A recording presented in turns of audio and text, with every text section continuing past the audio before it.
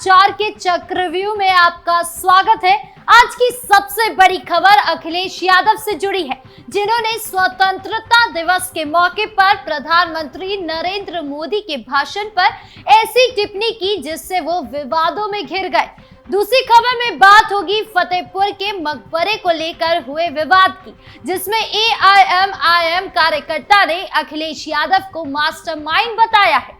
तीसरी खबर में बात मुख्यमंत्री योगी आदित्यनाथ की, जिन्होंने विधानसभा सत्र में समाजवादी पार्टी के कार्यकाल को काला अध्याय करार दिया। और चौथी खबर मेरठ से, जहां इस्लामाबाद मोहल्ले का नाम बदलने की मांग ने नया बवाल खड़ा कर दिया है। तो क्या है पूरा मामला, बताएंगे आपको। तो चलिए शुरू करते हैं चार का चक्रव्यूह। शुरुआत करते हैं चार के चक्रव्यूह की सबसे बड़ी खबर से, जो समाजवादी पार्टी के अध्यक्ष अखिलेश यादव से जुड़ी है।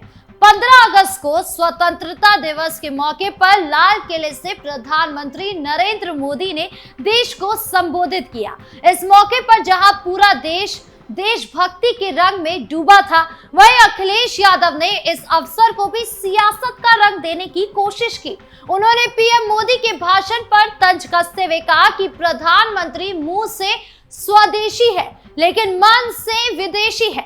इस बयान ने सियासी हलकों में हड़कंप मचा दिया है।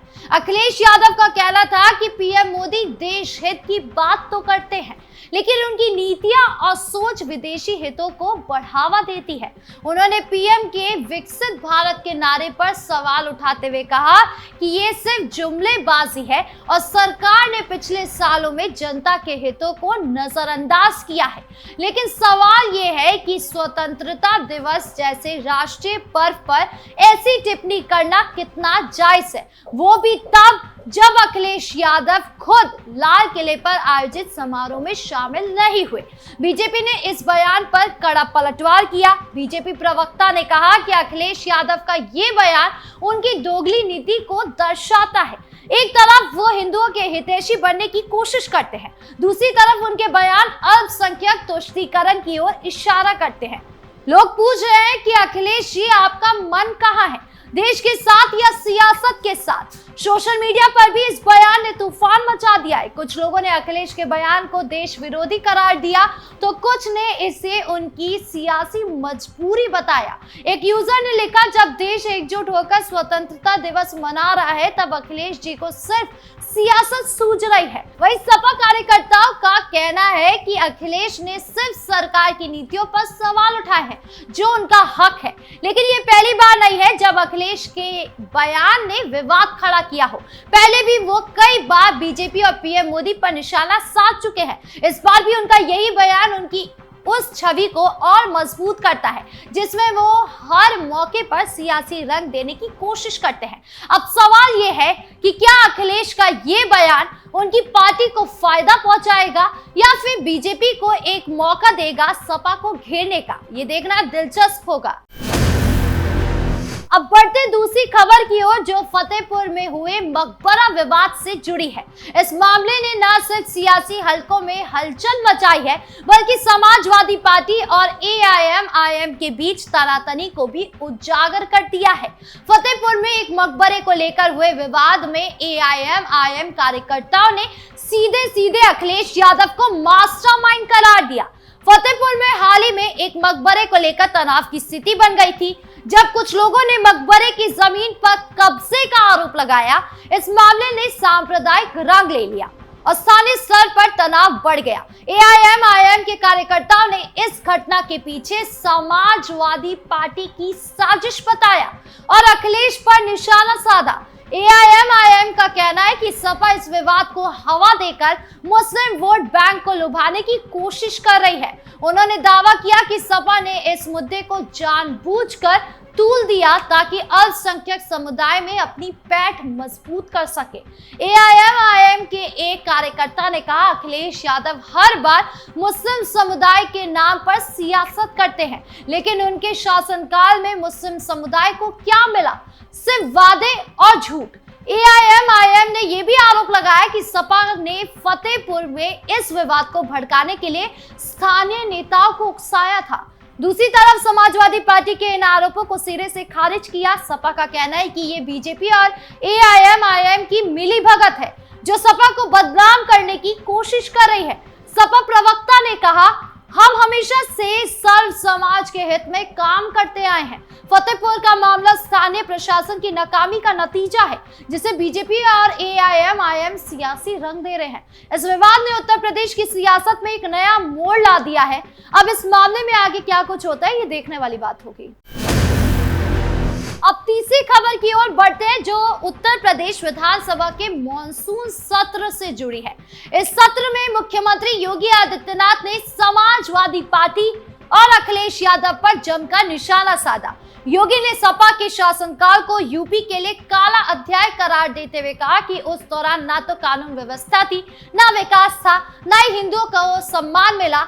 मॉनसून सत्र के दौरान योगी आदित्यनाथ ने विधानसभा में कहा कि 2017 से पहले उत्तर प्रदेश के शहरों और गांव को बुनियादी सुविधाओं से वंचित रखा गया। उन्होंने सपा के शासनकाल पर निशाना साधते हुए कहा कि उस समय माफिया को खुला संरक्षण दिया जाता था, कानून व्यवस्था चरमरा गई थी, हिंदुओं को उनके त्योहार मनाने से दिक्कत होती थी और अपराधी खुलेआम घूमते थे। योगी ने अपनी सरकार की उपलब्धियां गिनाते हुए कहा कि उनकी सरकार ने यूपी को माफिया राज और अराजकता से मुक्त किया है। योगी ने सपा पर तंज कसते हुए कहा कि सपा का माफियाओं के प्रति प्रेम किसी से छिपा नहीं है। उन्होंने आजम खान और इरफान सोलंकी जैसे नेताओं का जिक्र करते हुए कहा कि सपा हमेशा अपराधियों को बचाने की कोशिश करती है। योगी का इशारा साफ था कि सपा का शासनकाल भ्रष्टाचार और अराजकता का पर्याय था। इस बयान पर सपा भड़क गई। सपा के नेता माता प्रसाद पांडे ने पलटवार करते हुए कहा कि योगी सरकार गरीबों और ब्राह्मणों का उत्पीड़न कर रही है। उन्होंने आजम खान का मुद्दा उठाते हुए पूछा कि आखिर उन्हें क्यों जेल में रखा गया है। सपा का दावा है कि योगी सरकार बदले की भावना से काम कर रही है और विपक्षी नेताओं को निशाना बना रही है। इस सियासी जंग ने विधानसभा का माहौल गरमा दिया था। योगी के बयान ने जहां बीजेपी समर्थकों का जोश बढ़ाया, वहीं सपा ने इसे अपनी छवि का हमला बताया। अब सवाल ये है कि क्या योगी का ये सख्त रवैया सपा को और कमजोर करेगा या फिर सपा इस मौके को भुनाकर जनता में अपनी पैठ बनाएगी, ये देखना अभी बाकी है। अब चौथी खबर की ओर बढ़ते हैं जो मेरठ से जुड़ी है। मेरठ में एक मोहल्ले का नाम इस्लामाबाद होने की वजह से नाम बदलने की मांग उठी है जिसने नया विवाद खड़ा कर दिया है। इस मांग ने न सिर्फ स्थानीय लोगों को दो खेमों में बांट दिया बल्कि सियासी दलों को भी इस मुद्दे पर कूदने का मौका दे दिया। मेरठ के एक इलाके का नाम लंबे समय से इस्लामाबाद है। हाल ही में कुछ हिंदू संगठनों और स्थानीय लोगों ने इस नाम को बदलने की मांग की है। उनका कहना है कि भारत में किसी मोहल्ले का नाम किसी अन्य देश की राजधानी के नाम पर होना ठीक नहीं है। प्रदर्शनकारियों ने मांग की है कि इस मोहल्ले का नाम बदलकर कोई भारतीय या हिंदू संस्कृति से जुड़ा नाम रखा जाए। इस मांग को लेकर मेरठ में तनाव का माहौल बन गया है। स्थानीय मुस्लिम समुदाय और कुछ संगठनों ने इस मांग का विरोध किया। उनका कहना है कि ये मोहल्ला दशकों से इस्लामाबाद के नाम से जाना जाता है और इसमें कोई सांप्रदायिक मुद्दा नहीं है। उन्होंने इसे हिंदू संगठनों की सियासत करार दिया। सोशल मीडिया पर भी इस मुद्दे ने तूल पकड़ा है। कई यूजर्स ने इस मांग का समर्थन करते हुए कहा कि ये हिंदू जागरूकता का प्रतीक है। एक यूजर ने लिखा, हिंदू अब अपनी पहचान के लिए जागरूक हो रहे हैं। इस्लामाबाद जैसे नाम भारत में शोभा नहीं देते। वहीं कुछ यूजर ने इसे अनावश्यक विवाद बताया और कहा कि ऐसे मुद्दे से सिर्फ समाज में तनाव बढ़ता है। बीजेपी और सपा भी इस मुद्दे पर आमने सामने है। इस विवाद ने एक बार फिर उत्तर प्रदेश की सियासत को गर्म कर दिया है। सवाल ये है कि क्या ये मांग समाज की एकता को प्रभावित करेगी या फिर ये सिर्फ सियासी फायदे के लिए उठाया गया मुद्दा है। अब ये देखना बाकी है कि मेरठ का ये विवाद कहां तक जाता है। बहरहाल 4 के चक्रव्यूह में इतना ही। नमस्कार।